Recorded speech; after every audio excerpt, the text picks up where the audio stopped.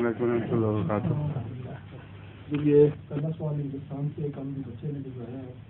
وہ لکھتے ہیں کہ قرآن مجید میں اللہ تعالیٰ نے ہمیں بعض ایسی دعائیں بھی سکھائی ہیں جو کل کے لفظ سے شروع ہوتی ہیں, مثلاً آخری 2 سورتوں کی دعائیں. کیا یہ دعائیں پڑھتے وقت ہر بار کل کا پڑھنا بھی ضروری ہے؟ دعائیں پڑھتے وقت ضروری نہیں, مگر سورت پڑھتے وقت ضروری ہے. کل تو صرف یاد دہانی ہے کہ جو کچھ تمہیں کہا جا رہا ہے, جب تم دوبارہ کل پڑھو گے تو سمجھ لو کہ یہ پیغام دوسروں کو بھی دینا ہے. صرف وہ دعائیں نہیں ہیں بلکہ ان میں گہرے کچھ حکمت پیغامات ہیں جو آئندہ زمانے کے مسائل سے تعلق رکھتے ہیں. اس لیے کل کا لفظ بار بار دہرایا گیا ہے.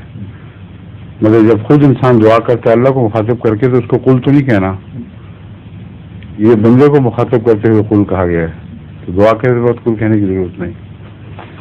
ہاں, جب سورت پڑھتے وقت اسے دعا بنانا ہوتا ہے تو کل کہہ کے ہلکا سا توقف کیا جاتا ہے تاکہ پھر دعا شروع ہو جائے. سمجھ گئے؟ ظہور مہدی آخر زمان